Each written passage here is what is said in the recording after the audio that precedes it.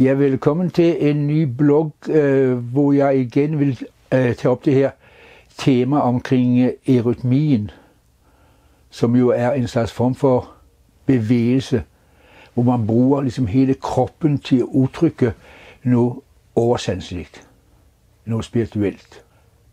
Fordi at jeg synes, det er mange, som jeg snakker med, som arbejder med meditation og sådan ting, de har nogle gange lidt svært ved ligesom at få integreret de her forskellige ting med hinanden. Med altså det almindelige oplevelse i det sociale rum, af sin krop, og sine følelser og sådan ting. Fordi når man begynder at meditere og har mediteret nogle år, så vil man lægge mærke til det, at, ligesom at man forandrer sig. Og man kan godt beskrive det sådan, at man træder ind i et andet rum, hvor der gælder andre regler, end der gælder i det sociale rum. Når man kommer ind i det her meditative rum, så begynder man at mærke lidt, at der kommer nogle formkræfter, som står omkring en, så man bliver ligesom rammet ind på en anden måde, end den her kan man sige, sociale måde, altså hvor man har nærhed og står på distance til folk, eller også at man står inde i det tredimensionelle rum og sådan ting. Og det må man lære, kan man sige, at håndtere på forskellige måder. For ellers så er der en tendens til, at det er folk, som ikke kan man sige, overvinder det her, at de kan mærke, at de bliver delt mellem overkrop og underkrop. At der kommer noget med højre og venstre side, men også noget, som er kan man sige, foran og bag, og så nogle bevægelsesretninger. Det må man stille sig ind i på en helt ny måde. Og det er sådan en sammenhæng, jeg tænker, at eurytmien kan hjælpe en til at få styr på det. Det har det i hvert fald gjort med mig på forskellige måder.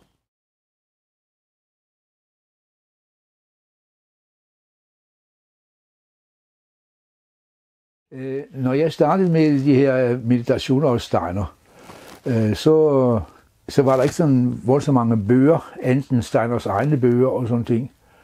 Og jeg begyndte så på, kan man sige, en som hedder Hvorledes når man til erkendelse af den højere verden, som er en ret krævende bog. Og nu senere så startede jeg på den bog, som hedder Frihedens filosofi, som er en slags filosofisk bog.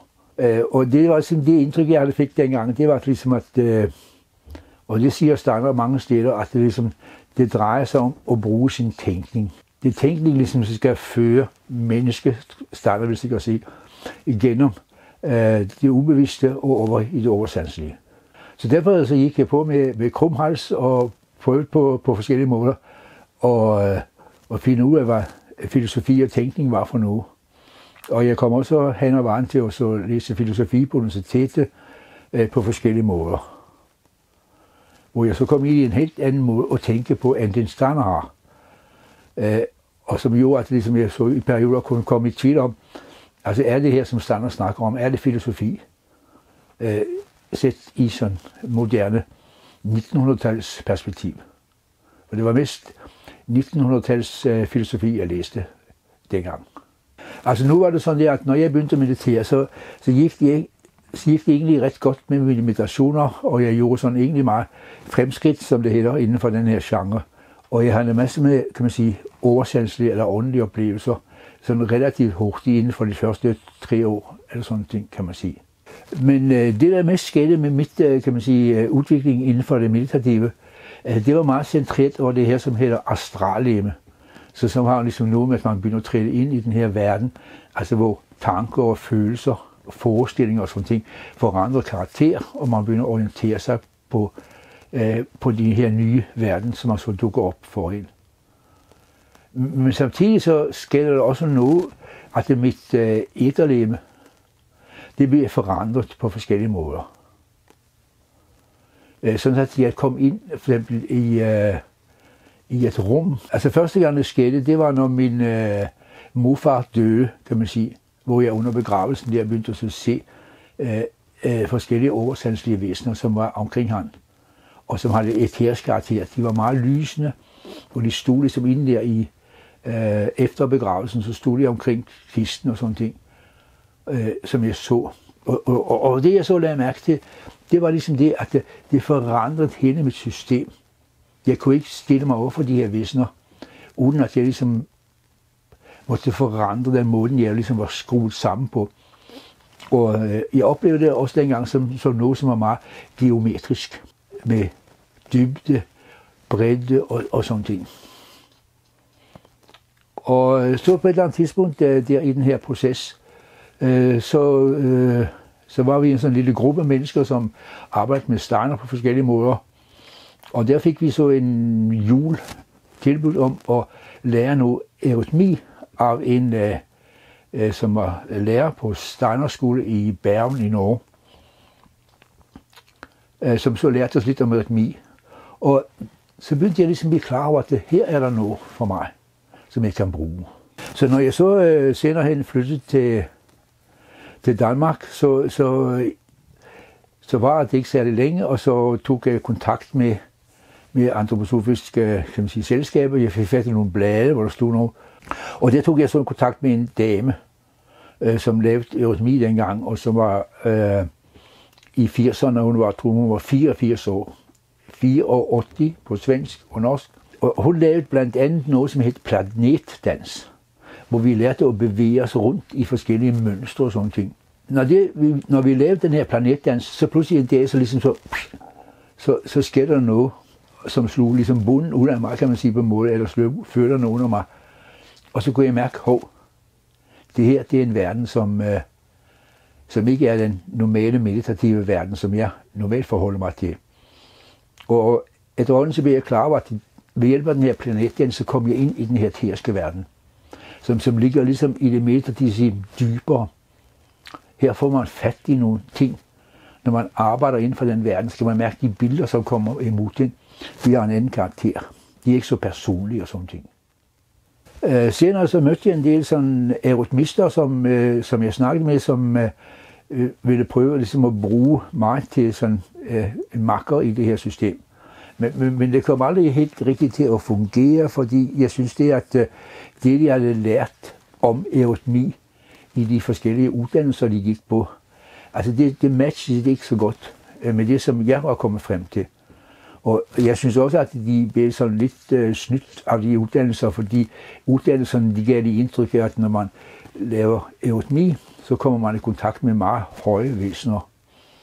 Og det jeg så omkring de her ting, det var ikke sådan nogle voldsomt høje væsener, som de selv tænkte det var. Så derfor så et eller andet tidspunkt så opgav jeg det her ting. Og ligesom begyndte at koncentrere mig om de her eurytmi på en egen måde. Men det satte i hvert fald nogle ting i gang, fordi jeg blev klar over, ligesom, at når jeg mediterede ud fra Steiner, så hvordan når man til erkendelse af de højere verdener mest. Ikke så meget de andre meditationer, jeg arbejdede med, fordi de kunne jeg mærke, de virkede sådan dybere ind i det her eteriske lag af min aura. Men så fandt jeg ud af det, at jeg ville arbejde videre med det selv, det her eurytmi og sådan ting. Og jeg fik også fat i en stav af kopper, som man bruger inden for det her, og arbejdet med den. Det kan vi komme ind på lidt senere. For det problemet, ligesom, hvis man læser den her wundernummer til erkendelse af de højere verdener på forskellige måder, så er den mest handlingen med den, det er at udvikle det, man kalder for imaginationer. Og det er sådan oplevelser af noget, som har en vis oversandselig karakter. Men jeg synes hele tiden, at det ligesom, jeg var utilfreds på den måde, at jeg var ikke utålmodig, men jeg følte ligesom det, at der var noget, som manglede i det her system. Og som jeg kunne finde nogle steder hos Steiner, men ikke på en tilfredsstillende måde. Fordi jeg synes ligesom, at Steiner, han ligesom... Jamen jeg tænkte på et eller andet tidspunkt, at han ligesom var uklar. På et eller andet tidspunkt, så læste jeg simpelthen også, at han sagde det, at man, hvis man så nogle eurytmi-forestillinger, så ville det forandre hele ens, kan man sige, sjæl, oversandslige ting, og man ville også forandre sin karma, sagde han. Så det var meget voldsomme ting, han nævnte. Og det synes jeg ligesom stod i modsætning til det, jeg havde startet med, at det var gennem tænkningen, man skulle arbejde for at lære nu om det oversandslige. Og derfor så synes jeg også, at jeg blev super Steiner på et eller andet tidspunkt, og tænkte, altså hvad pokker har du gang i, mand? Altså sådan på den måde der, ikke? Fordi jeg tænkte, hvad er den her mand har gang i? For det er ligesom, som han var sådan De første computere, man fik, så er der noget, som man kaldte for en floppy disk, som fløj rundt i computeren der. Og jeg synes, Steiner har bare sådan lidt floppy i ting. Det er ligesom, at han forandret sine foredrag efter de her mennesker, som gik til foredrag. Ser man også nogle steder, hvor han ligesom ønsker sig mere akademiske mennesker, som kan tage de her ting op, de her filosofiske. Og dermed så virker det på mig, som at han skipper det en smule. Men så begyndte jeg at tænke, at nu må jeg ligesom selv tage ligesom affære med det. Så derfor så tænkte jeg, at det her må jeg selv tage hånd om, fordi jeg synes, at Steiner var lidt til hjælp.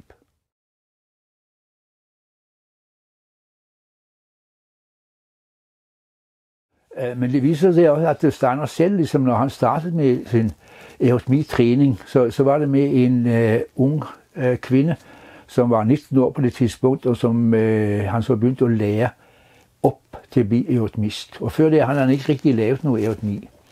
Og det var i 1912, hvor han der Laurie Mayer-Smith, hedder hun, hvor hun så begyndte at træne sammen med Steiner, og efterhånden så kom der flere til. Så efterhånden så var det sådan en lille gruppe af eurytmister, som fik en meget grundig uddannelse.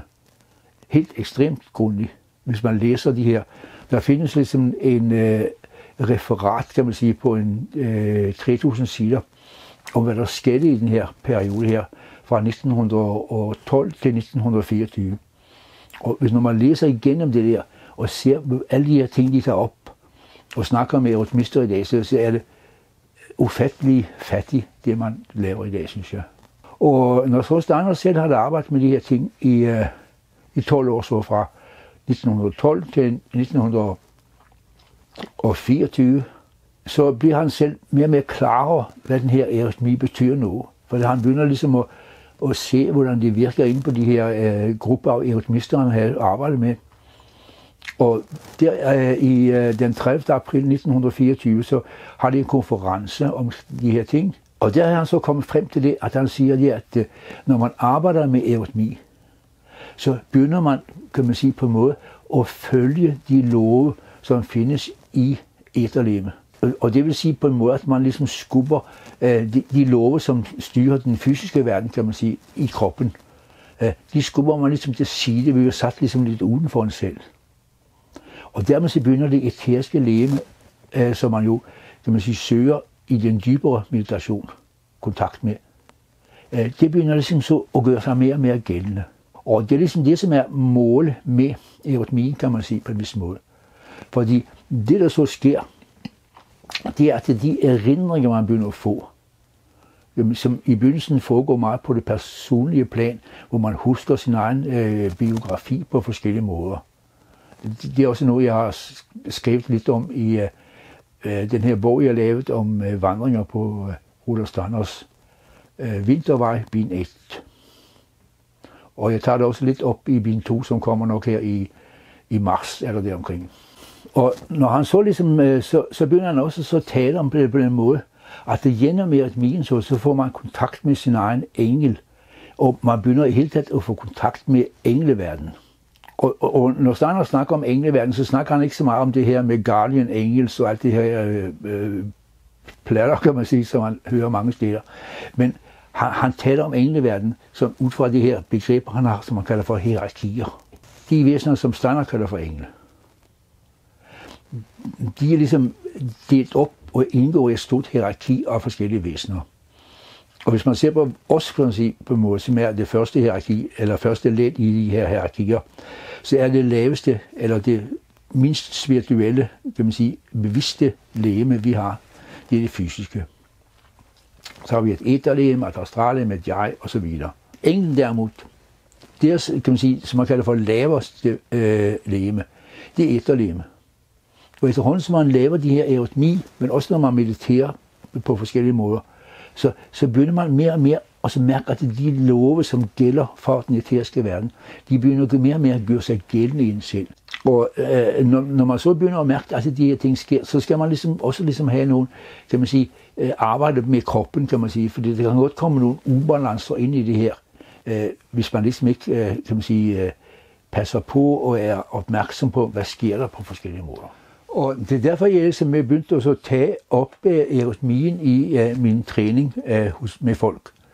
For ligesom at få folk ligesom til at ligesom at slippe de her forestillinger, som man har, og som egentlig skaber ligesom forstyrrelser i den måde, man skal tage den oversanselige verden til sig.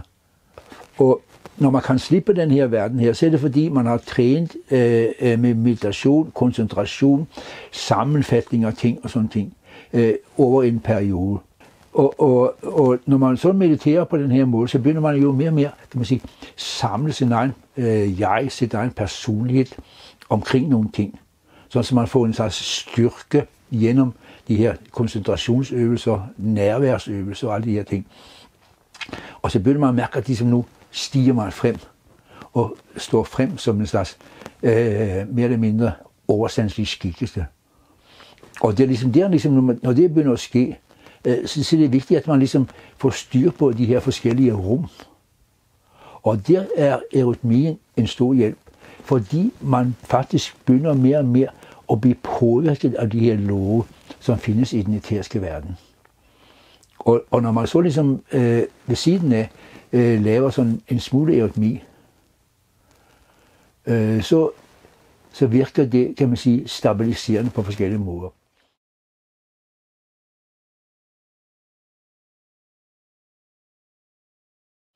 Og derfor vil jeg også i næste blog, der vil jeg snakke lidt om en øvelse, som Steiner siger, virker meget stabiliserende på etterleve.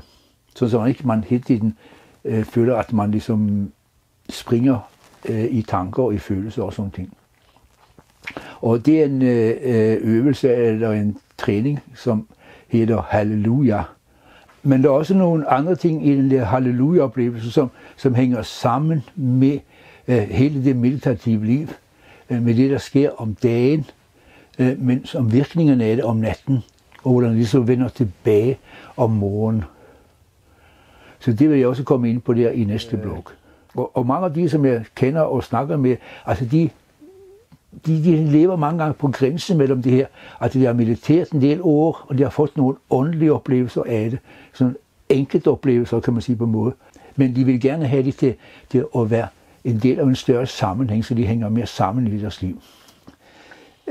Mens jeg nu her sidder og skal afslutte bloggen, så slår det mig, at der er altså forskellige situationer, som jeg her lægger op til, og som har med meditation at gøre, men også forskellige, kan man sige, problemer, som mange har i det meditative. Og derfor tænker jeg, at jeg måske, i stedet for at lave en fortsættelse på den her blog, så laver jeg 2 stykker. En, som handler mere med det her intuitive at gøre, så mange mangler, ligesom at de har svært ved, når de må meditere, så kommer man ind i det, man kalder for esoteriske rum. Og det skyldes, at man dels at man kommer ind i chakraerne på forskellige måder. Og det gør, at man begynder at føle ligesom nogle kræfter, som bevæger sig i forskellige retninger. Og dermed så opstår der de her rum, indre rum. Og der skal man ligesom have en sådan for tillid til, at man kan bevæge sig i de her rum. Og der kan det Steiner kalder for stavøvelser, som også er en del af eurytmien. De kan virke som en psykopomp, altså en sjælefører for den her proces. Og så vil jeg så enten så næste gang eller gangen derefter snakke om den her halleluja-træning og øvelse, som egentlig ikke er særlig lang, og som ikke behøver at vare mere end 1 minut eller 2, og som man sagtens kan bruge som en afslutning på sine meditationer. Og de har så den her generelle virkning, at de ligesom stabiliserer etterleven, og man får mere ro. Men der er også nogle andre spændende aspekter, som vi vil tage ind om forholdet mellem dagen og nattelivet, men også forskellige ting, der sker med ens, når man mediterer, og som også hænger sammen med forskellige mysterier. For eksempel har jeg lagt mærke til i de egyptiske mysterier, eller nogle af de egyptiske mysterier, så foregår der noget, som også foregår med os, når vi mediterer, og som man kan bruge den her halleluja-træning til at få en bedre kontakt med.